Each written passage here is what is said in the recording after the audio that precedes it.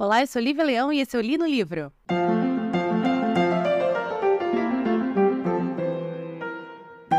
Então, o livro de hoje é também um livro daquela lista lá do Delanogari. A gente está chegando no final dessa lista, acho que só falta mais um, além do de hoje, para fazer. E aí vocês terão todos os filmes que o Delanogari indicou os livros, as leituras, antes que esses filmes fossem lançados. O livro de hoje, ele é de um autor que é o terceiro livro dele que eu leio, e eu particularmente gosto muito desse autor. Eu acho o trabalho dele realmente incrível. O nome dele é Kazuo Ishiguro, nascido em 1954 em Nagasaki, vencedor em 2017 do Prêmio do Nobel de Literatura. Embora ele tenha nascido em Nagasaki em 54, quando foi em 1960, mais ou menos, ele se muda com a família dele para Guildford, na Inglaterra. O pai dele era oceanógrafo e ele foi trabalhar num projeto, ele ia ficar acho que 2 anos, 3 anos, tal. Era o pai, a mãe, 2 irmãs e o Kazuo. Eles, então, se mudam para a Inglaterra e ficam muito mais do que esses 2, 3 anos. E aí acaba que eles ficaram de vez, assim, né? Tanto que em 1989 ele vai conseguir a cidadania britânica. Então, hoje em dia, a gente não fala mais que ele é um escritor japonês. A gente fala que ele é um escritor nipo-britânico ou britânico nascido no Japão, tá? Enfim, ele foi estudar. Aliás, ele só voltou pro Japão, ele sai de lá em 60, ele volta pro Japão, eu tô vendo aqui minhas anotações, só em 1989, que é quando ele tinha 34 anos. Enfim, ele vai estudar numa escola muito tradicional inglesa, ele vai fazer parte do coro da igreja, do coro da escola, ele se torna uma pessoa apaixonadíssima por música, inclusive ele toca guitarra, ele compõe músicas, compõe solos de guitarra. Quando ele sai da escola, ele fica mais ou menos 1 ano, assim, paradinho, tipo, ano sabático, né? Pra ver o que queria fazer da vida. E ele aproveita esse tempo, ele vai viajar para os Estados Unidos, vai viajar pro Canadá. E ele resolve, então, gravar umas fitas demo pra ver se sei lá, a carreira dele como músico decola. Acabou que não decola. Então ele volta pra faculdade, entra na faculdade, na Universidade de Kent, em 74, e se forma como bacharel em artes, inglês e filosofia. Depois de um tempo, ele já escrevendo romances, ele também vai fazer um mestrado em arte. A tese desse mestrado dele vira o primeiro livro dele, que se chama Uma Pálida Visão dos Montes, que foi lançado em 1982. Esse livro, assim como o próximo livro dele, que é o chamado Um Artista no Mundo Flutuante, que é um pouquinho mais famoso, e todos esses livros dele, os romances dele lançados, já foram lançados no Brasil, então esses títulos são os títulos brasileiros, eles são histórias que têm uma conexão com um Japão que hoje em dia, em algumas entrevistas, o próprio Kazuo Ishiguro fala que era uma visão do Japão, uma visão da nação japonesa idealizada e inexistente, né? Um Japão inexistente, que ele cresce com essa idealização do Japão mediante a família, mediante as tradições trazidas e passadas por ele pelos pais, mas que ele, só depois, em 89, quando ele visita o Japão, ele percebe que nada daquilo é real, nada daquilo é verdadeiro. E embora aqueles 2 livros dele, os primeiros livros dele, sejam livros que são famosos, que ganharam prêmios e tal, tiveram uma boa repercussão, nada vai se comparar ao livro que ele lança também em 89, no mesmo ano que ele visita o Japão pela primeira vez depois que saiu de lá, que é um livro que totalmente rompe com essa idealização do Japão e nem se passa no Japão.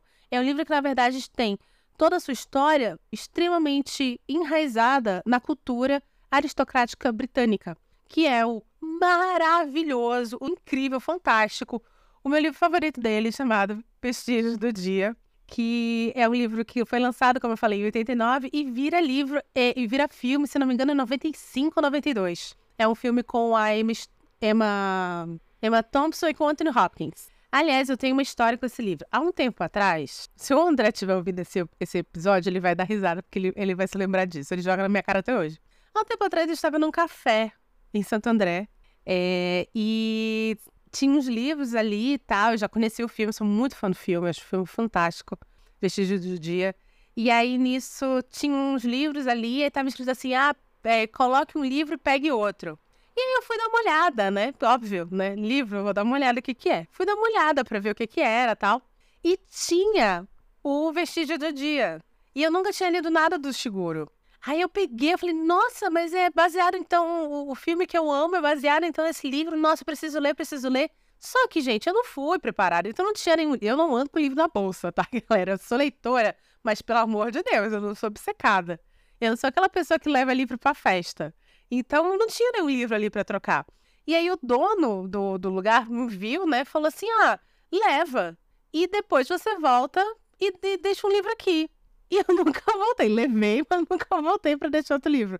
E aí o André fala que eu roubei esse livro até hoje. Ele fala assim: ah, livro que você roubou, né? Mas eu não roubei, gente. Eu só tô devendo um livro até hoje lá naquele café, que eu nem sei se ainda existe. Mas enfim, lia e foi quando eu me apaixonei por causa do Shiguro. Mas, infelizmente, eu comecei pelo melhor livro dele. Pelo menos pra mim, eu já li 3 livros dele com Clara e o Sol, que é o livro de hoje, que foi Vestígio do Dia. Um outro livro dele que vira um filme chamado Não Me Abandone Jamais, que ele lançou em 2005, que também ganhou uma adaptação para o cinema pavorosa com Andrew Garfield. Horrível, horrível. Aliás, quem me fez ler esse livro foi Eric Sérgio. Que eu falei assim, eu gosto muito desse cara. E Eric Sérgio, meu Deus, você nunca leu Não Me Abandone Jamais. Você precisa ler esse livro. Tem amigos assim, tá? Que te obrigam a ler livros, ok? E aí eu li por causa deles e realmente o livro é muito legal. Mas a adaptação para o cinema é horrenda. E aí chegamos então em Clara e o Sol, lançamento de 2021. E que em breve ganha a adaptação para o cinema nas mãos de Taika Waititi. Eu, particularmente, acho a filmografia do Taika Waititi é meio que não consistente. Porque a gente tem 2 grandes filmes dele, que é o What We Do in the Shadows, que virou seriado depois. Eu acho esse filme fantástico. É uma commentary que vai contar a história de um grupo de vampiros que moram em Staten Island. Não, mentira. É em Sydney, na Austrália. Staten Island é o seriado do What We Do in the Shadows. E eles moram na Austrália, lá, e acho que Melbourne, se eu não me engano. E eles dividem uma casa e é um documentário falso sobre o dia a dia desses vampiros. É maravilhoso, maravilhoso. Eu acho esse filme fantástico. Eu já vi 40 vezes, eu dou risada nos mesmos pontos. E é muito raro, eu não sou uma pessoa que gosta de comédia.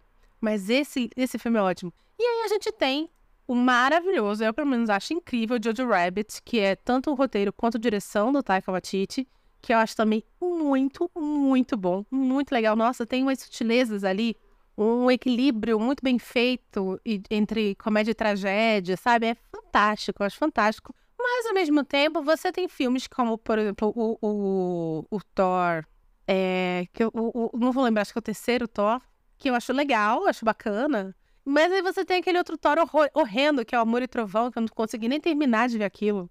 Não, quando tocou pela 5ª vez Guns N' Roses, eu tirei. Eu falei assim, desculpa, não dá, não vai rolar. Mas ele também é conhecido por ser um cara que tem seriados muito legais. O próprio seriado do What We Do in the Shadows, ele não faz roteiro nem direção, mas ele tem produção ali. Ele escreve Our Flag Means Death, que é um seriado de pirata gay, LGBT, que eu nunca assisti, mas todo mundo fala que é muito, muito bom. Então, assim, eu acho que é um trabalho que ele faz, que é um trabalho meio... Não é tão consistente assim, mas ele já entregou coisas muito boas. O livro que eu li, do Kazuo Ishiguro, é o meu menos favorito dele, tá? Dos 3 que eu li, que seria Clara e o Sol, Não Me Abandone Jamais e Vestígios do Dia, dos 3 é o meu menos favorito. Isso significa que é ruim? Não, ao contrário. Eu ainda acho o Kazuo Ishiguro muito bom.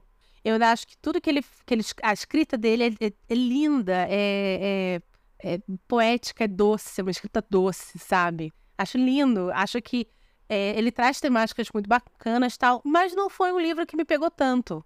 Eu acho que porque as temáticas ali propostas são temáticas que já foram discutidas muitas vezes em outros livros e em outras obras, principalmente vindos do cinema. E então eu fico meio sem saber o que esperar de uma adaptação de Taika Waititi de Clara e o Sol. E do que se trata, Lívia? Pelo amor de Deus, 10 minutos de episódio, do que se trata Clara e o Sol? Clara e o Sol vai contar a história da Clara, que é uma amiga artificial. A gente está falando aqui, assim como em Não Me Abandone Jamais, de uma realidade paralela, tá? De um mundo paralelo, onde a ciência avançou de uma maneira diferente do que é da nossa realidade. Então, nesse mundo de Claro-Sol, você tem crianças que passam por uma coisa chamada elevação, que é um processo que não é explicado durante o livro, não é detalhado, mas é um processo que submete elas a terem suas capacidades, acredito eu, cognitivas elevadas, tá? Por que acredito eu? Porque isso torna, primeiro que isso custa dinheiro, e segundo, isso torna a entrada em uma faculdade, conseguir um bom emprego, a aceitação em mestrados e doutorados, muito mais fácil para essas crianças, essas pessoas, né, porque elas vão crescer e virar adultos, do que outros seres humanos que não foram elevados, entre aspas. E quando isso acontece, aparentemente existe um período ali, isso é mais ou menos feito na pré-adolescência, tá? Na entrada da adolescência, existe um período que essa elevação ocorre, que a criança ela fica suscetível a problemas, ela fica suscetível a doenças e até mesmo a morte. Isso faz, então, com que essa época, que seria, então, o ensino médio, a criança fica em casa, estudando pelo que, no livro, eles chamam de oblong, mas muito provavelmente ele está citando um celular, porque ela faz ligação, ela joga, ela assiste a aula, tudo por este aparelho que acredito eu que seja, então, uma citação ali, um aparelho entre o celular e o tablet, enfim.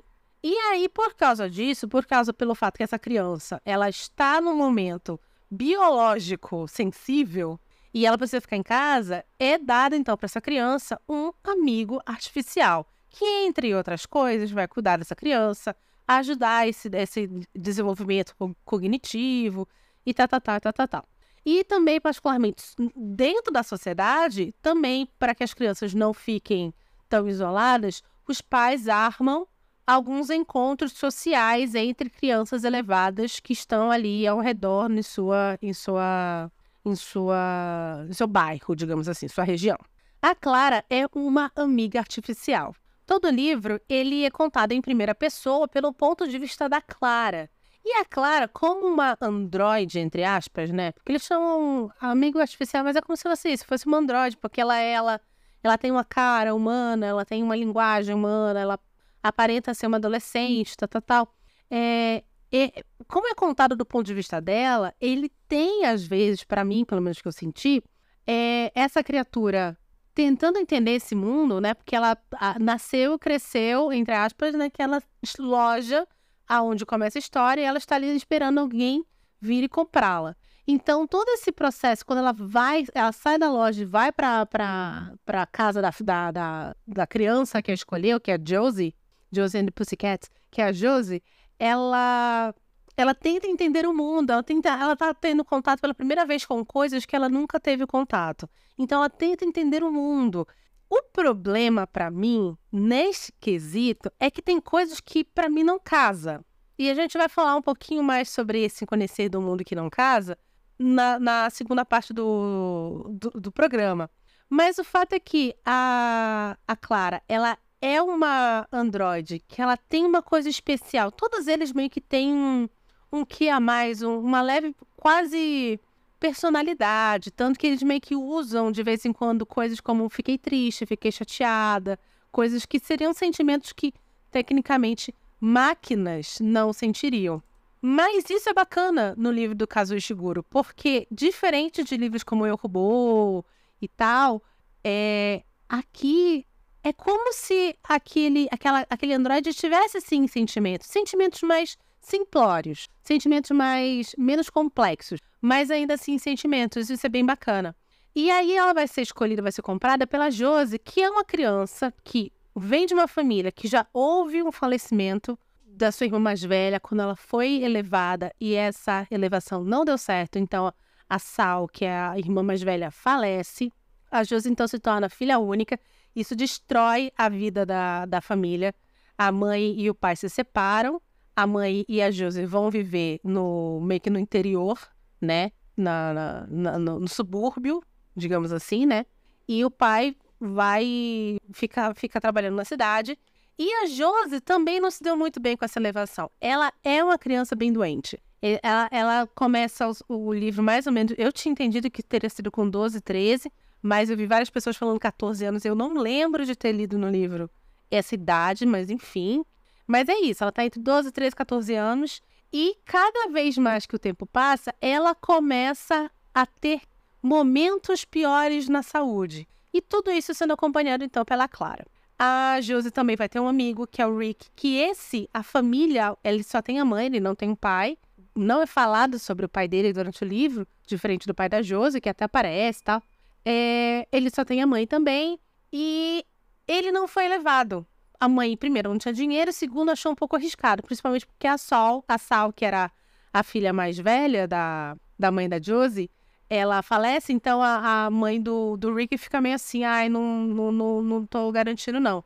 E aí acontece que a gente tem um despertar de amor aí, quase um romance infantil que acaba adentrando a adolescência entre o Rick e a Josie, mas você sabe que muito dificilmente eles vão ficar juntos, porque primeiro, o Rick não é levado, então ele não vai conseguir fazer a mesma faculdade. Ele não vai ter as mesmas oportunidades de emprego, ele não vai ter a mesma oportunidade de vida que a Josie. A Josie a gente não sabe nem se vai viver, porque ela tá muito doente, vira e mexe, ela tem quedas, né? E ao mesmo tempo tudo isso está sendo entendido pela Clara. E por que Clara e o Sol? A Clara, ela é uma androide, como todas as outras, que é alimentada por energia solar.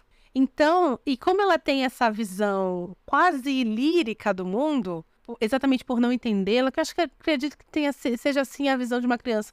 Eu não tenho lembrança, eu lembro de ser uma criança muito, muito curiosa.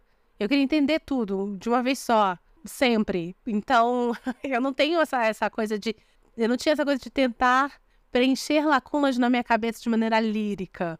Eu fazia isso quando eu não sabia ler e estava vendo história em quadrinhos do Batman. Mas eu não lembro de ser uma pessoa que tentava interpretar do meu jeito as coisas. Eu lembro de ser uma pessoa que era muito curiosa, queria entender como funcionavam as coisas, por que as coisas eram daquele jeito. A Clara não tem isso, ela tem uma visão quase lírica. Ela tenta interpretar a visão do mundo dela mediante aquilo que ela conhece, aquilo que ela sabe. Então, para ela, o sol, que é aquilo que alimenta, é aquilo que alimenta todos. Então, é quase uma entidade, é quase uma religião, né? O sol, inclusive, tem o poder de trazer pessoas que estão debilitadas à saúde. E é aqui que eu vou parar o nosso episódio, porque daqui pra frente é só spoiler, tá bom? Então, se você não quiser saber o que vai acontecer com a Clara e a Josie e o sol, você não continua. Muito obrigada pela sua audiência. Se você quiser, fica aí que eu vou chamar a nossa propaganda.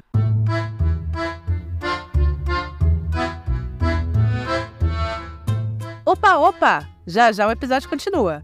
Mas antes, queria te lembrar que o Li no Livro é um podcast independente e sem patrocínio. Então, preciso da sua ajuda. Clica no botão de compartilhar e compartilhe esse episódio com seus amigos e nas suas redes sociais. Me ajuda muito. Obrigada! Pois muito que bem.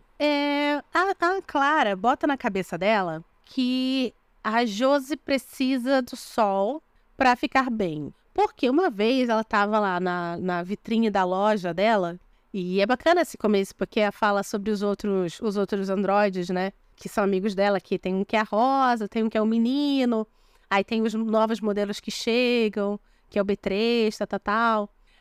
Enfim, e aí ela fala que ela tem um momento que ela tá ali na vitrine e ela vê um dia muito, muito chuvoso, muito feio, muito escuro. E aí tinha um mendigo e seu cachorrinho assim abraçados imóveis. E ela pensou, putz, morreu, né? Porque, nossa, nesse frio, não sei o quê. Só que aí no dia seguinte sai o sol e o cachorrinho e o mendigo estão bem. Então ela botou na cabeça dela que o sol consegue trazer de volta à vida tudo. Toda e qualquer criatura. E ela coloca na cabeça dela que ela precisa falar com o sol para que a Josie fique bem. Só que aqui é uma coisa que eu acho meio falha nessa construção de mundo. Porque se a gente tem uma inteligência artificial, né? E vamos falar de uma inteligência artificial, porque muito provavelmente a gente está falando aqui em termos atuais, de uma personagem que é um androide que tem machine learning, ou seja, que ela tem capacidade de ter inputs, né, de ela absorver dados e tirar conclusões e aprender coisas, né? Seria isso, machine learning. Então, a gente tem uma machine learning aqui, uma inteligência artificial, que para funcionar, ela minimamente deveria conhecer, da minha cabeça, tá? Conceitos básicos de científicos, como, por exemplo, que o Sol não está morando atrás do celeiro do vizinho. Porque quando ela vê o celeiro, o Sol se pondo, o Sol se põe meio que atrás de um celeiro que está no horizonte. Então, ela põe na cabeça que o Sol está ali, que é ali que mora o Sol. Não faz sentido isso dentro da minha cabeça, da construção de mundo. Gente, isso é sei lá, achei essa parte inverossímil. Achei essa parte inverossímil. Não consegui suspender a descrença aí, Kazuo. Desculpa. Mas achei isso palha. E assim, não me incomodaria se não fosse grande parte do processo da Clara. Ir até o celeiro, falar com o Sol, entre aspas, fazer uma promessa que se ele protegesse a Josie, ela iria destruir uma máquina que uma vez ela viu que lançava fumaça no ar. E ela falou assim, essa máquina destruiu ela para você. Porque provavelmente ela é uma máquina que está causando poluição e escondendo o sol. Enfim, uma storyline tão grande dentro do livro que eu acho, sabe, me incomoda.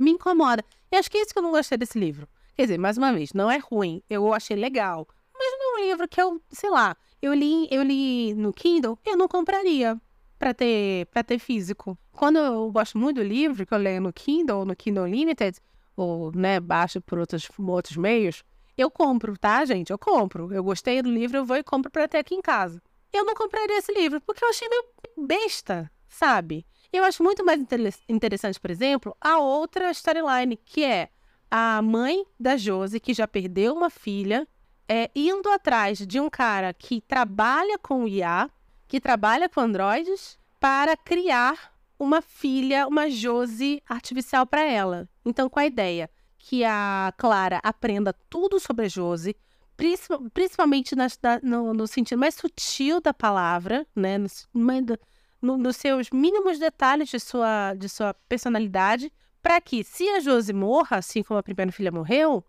seja criada, a pele da Clara seja retirada, seja colocada nela uma pele que faça com que ela fique igual a Josie, e a mãe possa ter, então, uma Josie artificial ao seu lado. Isso eu acho muito legal, porque a gente tem a mãe, o desespero de uma mãe que já perdeu uma filha, um leve arrependimento de ter colocado... Um leve arrependimento que eu digo assim, você tem essa coisa do, poxa, se eu não tivesse levado a minha filha, ela não teria morrido e essa minha outra filha não estaria prestes a morrer. Mas, ao mesmo tempo, eu fiz aquilo que a sociedade me obriga a fazer para que essa criança cresça e tenha oportunidade na vida. E a gente tem como contraponto isso o Rick, que não foi levado, e uma situação que a mãe quer muito que ele entre numa boa faculdade, mas é uma faculdade que só aceita uma criança não elevada no ano, assim, no ano letivo, e ela fica, então, se humilhando para um ex-namorado, para que ele dê essa oportunidade para o Rick, e tal. O pai, que não queria que a filha fosse as filhas fossem levadas, elas foram, e deu no que deu, então gerou o divórcio com a mãe. Ao mesmo tempo, esse é um pai que tá meio ausente, no momento que a mãe mais precisava, ele não tá lá com ela, tá? É homem, né? Homem com sua fragilidade. Ai, nossa, minha filha morreu, minha outra tá doente. Ai, é muita coisa pra eu lidar, vou embora. Então, ele não tá lá presente, mas, ao mesmo tempo, ele claramente é apaixonadíssimo por aquela filha, então ele sabe, não sabe lidar com isso. Então, esses pormenores, pra mim, são muito legais. O relacionamento da Josie com o Rick, que é esse amor, que é um amor que claramente não é um amor que vai vingar, porque é um amor nascido na infância. E a adolescência deles é uma adolescência muito diferente, ela como uma criança levada, ele não. A própria Josie, que além de ter que lidar com as suas fragilidades de saúde, tem que lidar também com a sociedade, né? Com esses encontros sociais com outras crianças elevadas. Tem uma coisa também no pai que é meio que sutil, levemente sentado, que o pai, ele perde o emprego por causa das inteligências artificiais, mas, ao mesmo tempo, ele fala que tudo bem, porque ele diz assim que é necessário, que a humanidade chegou num ponto que não é isso que deveria estar sendo pleiteado. E sim pleiteado Porque se a gente tem inteligência artificial que produz para todo mundo, que gera lucro para todo mundo, que gera comida para todo mundo, energia para todo mundo, por que isso não é... Nossa, comunistão, cara, né? Por que isso não é corretamente separado, dividido entre todos, entendeu? Que aquela famosa coisa, não era mais pra gente estar trabalhando 8 horas por dia, né? A gente chegou num ponto da tecnologia, eu falo por mim, gente, 90% dos processos que eu toco no meu emprego foram automatizados por mim. Então, assim, na verdade, não era pra gente estar trabalhando 8 horas por dia. A gente tem tecnologia que fez melhorias nos nossos processos e procedimentos que a gente não devia estar trabalhando tudo isso. Mas a gente continua trabalhando. Ela podia estar trabalhando 3, 4 horas por dia, entendeu? Então ele meio que fala isso, mas se a gente tem todo... O problema não é o avanço técnico, o problema é para que ele é usado e por que ele não traz benefícios para essas outras pessoas, tal. Ele tem, mas isso é muito levemente pontuado, assim, ali no meio da história, no meio de uma mega confusão, assim, que é quando a mãe leva a Josie para tirarem fotos para fazer o corpo artificial que um dia será da Clara. Enfim, o que vocês... Eu não sei se eu conto o final, porque, mais uma vez, não é o tipo de livro que, se vocês souberem o final, vai estragar. Mas eu também acho que não é o ponto principal da história, o final. Quer saber? Eu vou contar. Então, o que acontece assim, a Clara consegue chegar até o celeiro, fazer sua promessa pro sol, ela vai na cidade acompanhar a Josie para essa sessão de fotos, ela encontra uma dessas máquinas de poluição, ela com a ajuda do pai da Josie, quebra a máquina, mas por causa disso, ela tem que abrir mão de um pouco de um líquido que tem dentro da cabeça dela, que é um líquido que ela joga dentro dessa máquina para essa máquina quebrar, mas é um líquido que ajuda ela a ter a percepção do mundo. Então tem uma cena, é muito boa essa cena. E essa cena eu acho que o Taika Waititi vai fazer muito bem no cinema. Tem uma ceninha ali que é quando ela, logo após ela ter aberto mão desses mililitros, desse fluido da cabeça dela, que ela não tem uma completa visão das coisas, ela tá com um problema de visão, ela vê formas geométricas e ela vê cores, ela perde um pouco da noção do tempo, então é uma coisa meio trucada, de repente ela tá em um local. Isso eu acho que se for feito desse jeito no cinema, tem tudo para ser fantástico, fantástico. Até que ela vai aos poucos recuperando a sua percepção do espaço e tempo e tal. É bem bacana. Aí depois ela volta mais uma vez, porque depois disso a Josie tem uma mega piora. Ela vai de novo no sol, lá no celeiro, e fala, enquanto o sol tá se pondo, por favor, a Josie ama o Rick ama a Josie, não separe eles, tal. E acontece que a Josie um belo dia melhora, só que com a sua melhora, vem então a sua evolução de vida, que ela vai para uma faculdade, o Rick não vai, essas pessoas vão se separar, a vida vai continuar, porque é assim que o mundo gira, né? O mundo não gira em torno da gente. O mundo gira em torno do sol. E aí, enfim, o que acontece é que as coisas vão evoluindo e Josie vai crescer. Se Josie vai crescer e vai para uma faculdade, ela não precisa mais de Clara. E Clara, então, termina seus dias num terreno baldio, como se fosse um ferro velho.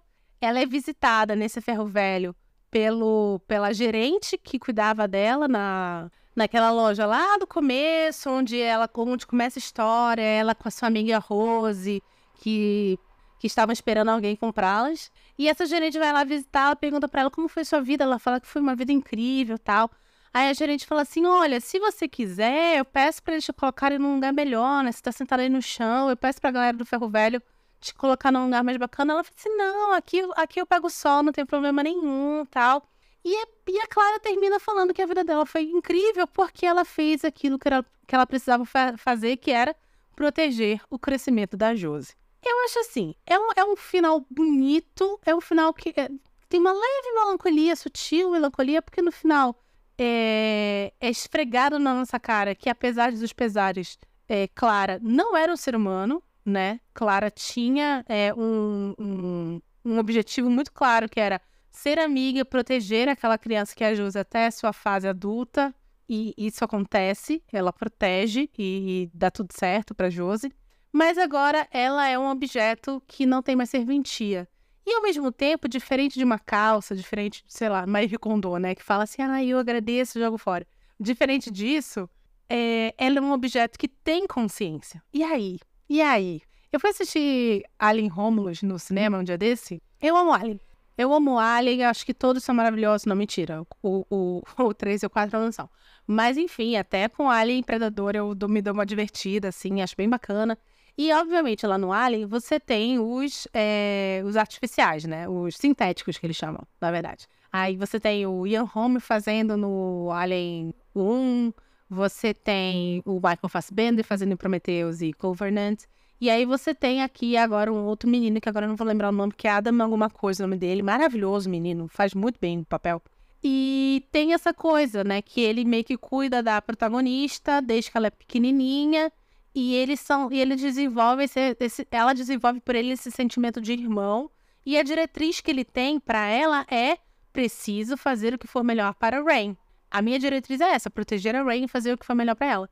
Meio que é uma coisa meio Clara e Sol ali, entendeu? Porque a Clara também tem a grande diretriz da Clara, se a gente for ver, é proteger a Josie, fazer a Josie se desenvolver, sobreviver e ser feliz. Só que ao mesmo tempo, mais uma vez, é isso, é um objeto com consciência, né? Aliás, no começo do Alien Romulus, começo, gente, eu não tô dando spoiler do filme, mas no começo do Alien Romulus é dito pra ela, assim, né, pra Rain.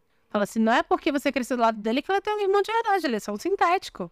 E isso, pra mim, como eu já falei aqui, eu gosto muito de ficção científica, e eu já li muitos livros de robôs, e eu acho isso muito bonitinho. O robô, ele tem essa visão do que ele não conhece no mundo, e como ele tenta entender essa natureza humana, e tal. E quando conecta um robô com uma criança, você tem também essa conexão do lúdico, essa conexão de que algumas crianças têm com o brinquedo. E aí você consegue puxar balão para tudo quanto é canto. Porque você pode ter, por exemplo, essa conexão com Toy Story, que também lá no Toy Story 3 vai falar assim, olha, tá vendo? Os brinquedos estão indo embora. Só que diferente da Disney, que faz você chorar e se sentir um lixo porque você cresceu, Clara e o Sol não. Ele meio que o Kazuo Ishiguro tá tentando te falar assim, olha, sim, ela tem consciência, sim, é uma pena que ela terminou aqui no terreno baldio, mas ela tá muito feliz, porque ela entregou tudo aquilo que ela precisava entregar. Ela teve a vida plena, porque a diretriz dela era cuidar da Josie. E isso ela fez muito bem. Então é bacana isso. Tem outro grande conto do Asimov que a gente vai ter isso, que é o Hobby, que é o primeiro conto do Eu, Robô, que ele cuida de uma menininha e os pais acham que eles estão muito conectados um no outro, então separam eles, a menina sofre, enfim. É um conto lindo de morrer.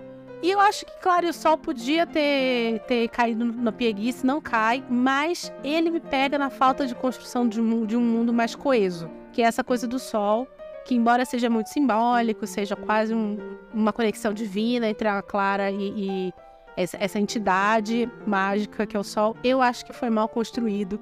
Para mim, que sou uma leitora de ficção científica e acabo me apegando a esses pequenos detalhes. Mas enfim. Se você gostou desse episódio, por favor, compartilhe com seus amigos. Estamos nos principais agregadores de podcast. Alguns pagos, alguns públicos. Estamos aqui todas as segundas-feiras, às 17 horas. Última quinta-feira do mês, um especial, também às 17 horas. Semana que vem tem, hein, galera? Vamos lembrar. E se você gostou, tem um botãozinho aí onde você está ouvindo esse podcast, que é um botãozinho de compartilhar. Compartilha nas suas redes sociais também para nos ajudar, tá bom? E é isso. Meu nome é Lívia Leão e esse foi o Li no Livro.